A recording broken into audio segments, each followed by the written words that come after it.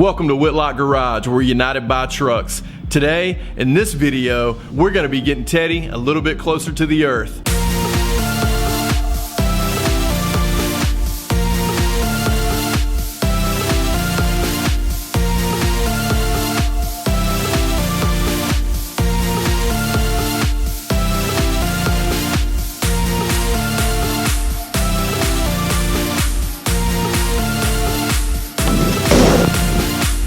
You know that we put the Detroit steel wheels on Teddy. 20 by 8 in the front, 20 by 9 in the rear. While we've got a great tire set up and it's already lowered 4.5, 6, most of you know it needs a little bit more low. You've probably seen the video where we C-notch the truck. This is the video where we're gonna lower it another inch in the front and an inch in the rear. So ultimately, we're gonna end up being 5.5 in the front, 7 in the rear. We think it'll close the gap up, make the truck have a little bit better stance on the Detroit steel wheels until we can bag the truck. So y'all hang tight. We're gonna swap out the springs in the front to a 3-inch spring. It's got a 2-inch spring in there now. And then we're gonna swap out the springs in the rear from a 4-inch spring to a 5-inch spring. So we'll have a 2.5-inch spindle in the front with a 3-inch coil, then a 5-inch coil with a 2-inch block in the rear to achieve the 7-inch drop. So 5.5, 7 is what we'll end up with. Y'all hang tight. We'll show you how to get it done.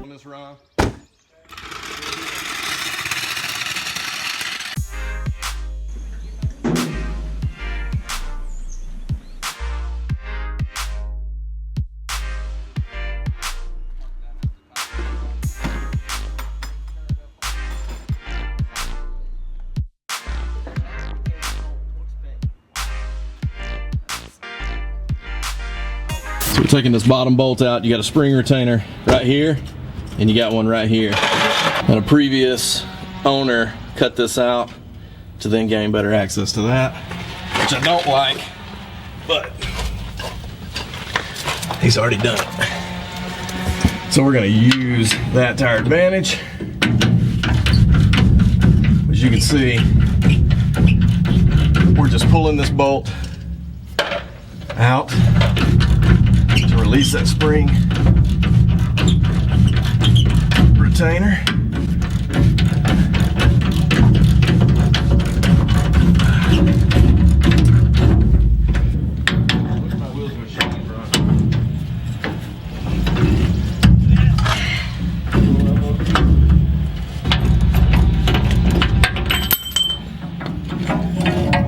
All right, so there's your spring retainer.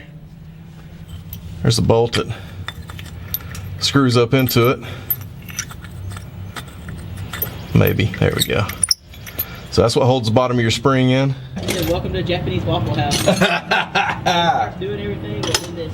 The best thing you want to do when you get a project like this going is actually get your tools laid out. And the thing we got going here is that we're actually splitting tools across from one side of the truck to the other. So these bolts in the retainers, in the spring retainers, are 3/4. Hey, you know it'd be even better?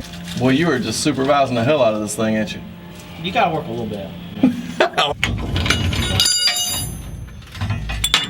While you're in there, you know, if you had them, what are those things? I'm starting to realize why his other truck never got done. Yeah, he just stands around and chats. No, not that. He just keeps changing. Oh yeah, he's got something to say.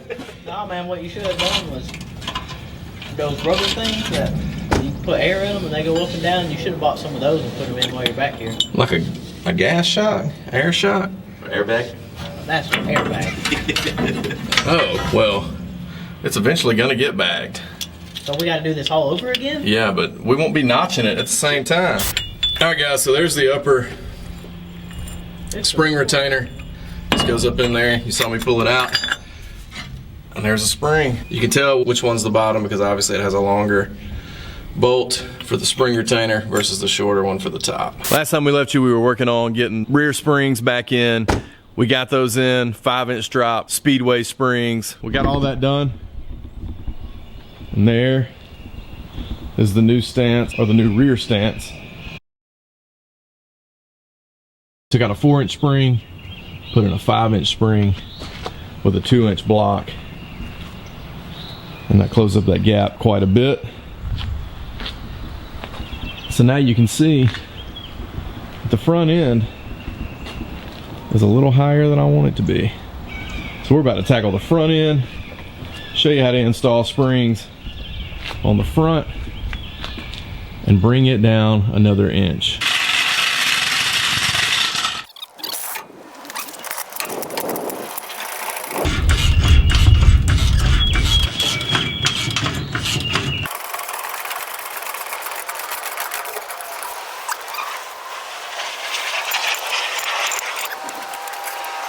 First things first, we're gonna get the front wheels off. Well, I've got, if you haven't guessed, two different size lug nuts. So I've got a 3/4 on some and a 13/16 on the other.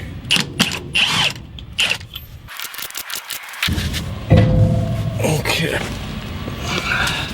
As you can see, this truck's had a disc brake swap, 5 lug. It's got just a regular GM D52 caliper. So what we're gonna do is undo the tie rod, definitely undo the upper ball joint. We'll also have to pull the shock there. Let this A-arm drop down, pull that spring out, put the other spring in. We'll get this going here. I'm gonna take the tie rod loose here. Gotta pull the cotter pin first, which is always fun. But this front end's been broken apart pretty recently, so I'm hoping that everything will come apart pretty easily.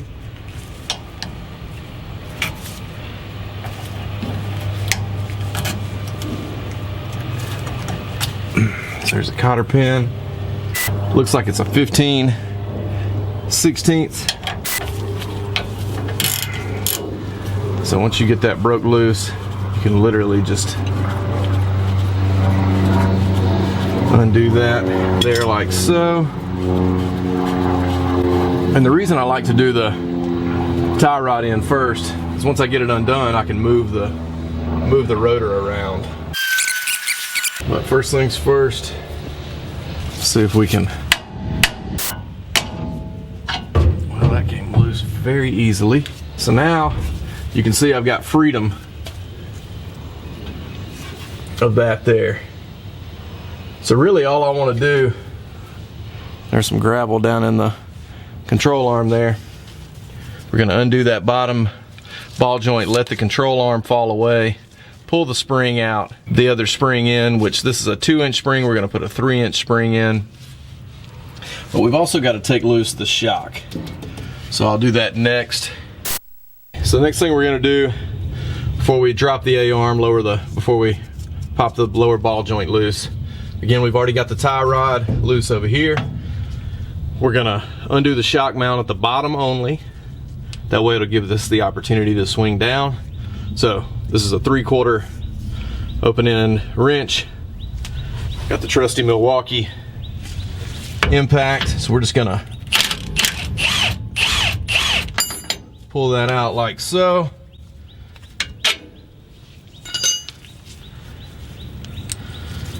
Pop that loose like that. So now that we've got the shock loose, we can work right here on this lower ball joint. But before we do that, I always like to take a chain, strap this coil spring to the control arm. That way, since that thing is under some load, if it decides it wants to come flying loose, it's not going to go very far. And that's just me being super cautious, but better to be safe than sorry. I've heard some ridiculous stories of coil springs flying out and knocking out windows and stuff like that. Thankfully, the stories I've heard, nobody got hurt, but it's not to say that it couldn't happen. But let's focus on what we've got at hand here and get this ball joint loose. There we go, just didn't have it quite lined up the way it needed to be. So you may also notice that I've got the jack under the control arm. It's not seated all the way up, but that's another sort of fail-safe when it comes to letting the control arm drop, the coil spring pop out, etc. Also, this lower ball joint on this control arm is 15/16. So what we'll do is we'll leave a few threads there so that as we're busting the control arm loose, it's got an opportunity to fall down, but not fall down that far. So what I like to do first is just try to give it a couple of knocks, just like that, and you'll see that the pressure of the spring, which is already getting loose, the spring pushing down on the control arm busted that ball joint loose. So I'll just gradually loosen that, and then I will use the jack to put some little bit of pressure on the control arm at the bottom, and I'll go ahead and finish getting that apart. So that's off. Then all I'll do is go around, drop the jack a little bit. It'll release this control arm to let this coil spring that's already loose begin to fall out. Drop it down there like so. It's loose. Coil spring's ready to come out. So all the tension is now off of this coil spring. That helps because it's a shorter, it was already a short coil spring. So I've got the chain off, and I'm actually gonna probably come out this side with the coil spring. So coil spring, 2-inch coil spring's out. Let me go get the 3-inch drop spring, and we'll button her back up. Okay, so we've got the 3-inch drop springs. Got those linked down in the description below. Super fast shipping, really good people to deal with, and quality products. And you can see there, 3-inch spring. So we're gonna go throw that in, button everything back up. Okay, so one of the core components that you want to get right is that D-ring, or the end of that spring right there, actually fits up in the pocket. The same groove as the top of this spring. Kind of hard to tell, but the top of the spring has a specific pattern that the top of the upper coil pocket has. So down here in the bottom of the coil pocket, there's also a lip that, go ahead and slide this in and just show you that the end of this coil sits in. It's kind of a good indicator as to whether or not you're going to get that coil spring where it needs to go up in the coil pocket. Now obviously the next thing we're going to have to do, the control arm back in place, use the jack. So what I want is a little bit of rigidity up in there so I can make sure that this sucker is going to seat in that coil pocket the way I want it. So I've got the coil spring, what I believe, going in the right place up top. As you can see, the stud from the lower ball joint has already begun to show up. So because we don't want this thing to pop out, we're going to screw it back on, at least hand tight. I'm also going to go ahead and pop the shock back in place. Alright, so one quick tip on this shock bolt is that you can get it going all the way through, but if you do, on the back side you can't get your nut on. So you got to get your nut on first. Just put your wrench on there, let's hit it with the impact. Shock on, ball joint tightened. You want to get it where the holes line up for the cotter pin. And these are fairly new cotter pins, so yes, I'm going to reuse them. That way that joker can't work its way off. All right, so last thing we're going to do here is get this tie rod bolted back up, and that will wrap the front, at least the driver's side. It's a really simple process. Nothing that most do-it-yourselfers can't do. So you've seen most of this in real time in my driveway. Again, I'm using the 15/16 to get that tight. Give it a little tap. A little bend. And a little wrap. We've now got all that back together. The springs in there good. So we'll throw the wheel back on. We won't show you the other side because it'll look exactly like this side. Hang tight.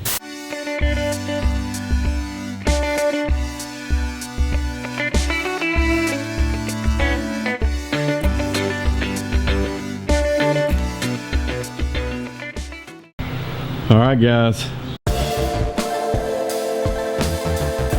5.5, 7 on Teddy. That front stance looks killer in my opinion. Got a nice amount of rake.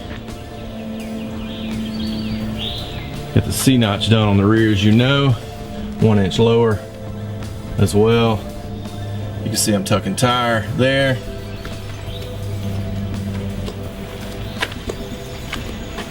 And tucking tire there. So much more drastic difference.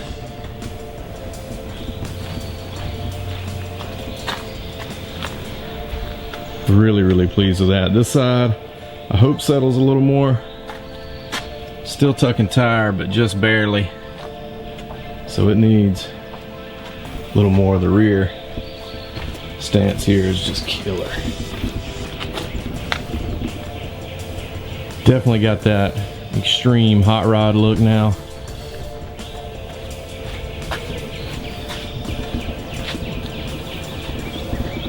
But I'm really pleased with that. All right, guys, so we hope you enjoyed the down and dirty way to swap your coil springs out on a 6372 C10. Obviously, this is my 68 GMC Teddy. We swapped out the 2-inch springs in the front for 3-inch springs and the 4-inch springs in the back for 5-inch springs. Now, got those springs from Speedway. We'll drop the link down in the description below, but we're really happy with the way that turned out. Hope you learned a little something today. If you've never swapped out springs on your C10, pretty simple job. Definitely not as involved as the C-notch that we did in one of the other previous episodes. If you haven't subscribed to the channel, please consider doing so. If you like what you see, consider smashing that like button under the video. Leave us a comment letting us know what you think about the new drop on Teddy. 5.5, 7. Yes, I know a lot of you want us to bag it, but we got a couple of shows coming up immediately that we want to get to. Didn't have time to bag it. Plus, we just didn't want to put the money into it right now. So 5.5, 7's what it is. We're really liking the stance. It definitely got that aggressive hot rod, street rod stance. So thanks for tuning in. We'll catch you next time on Whitlock Garage. Cue the music.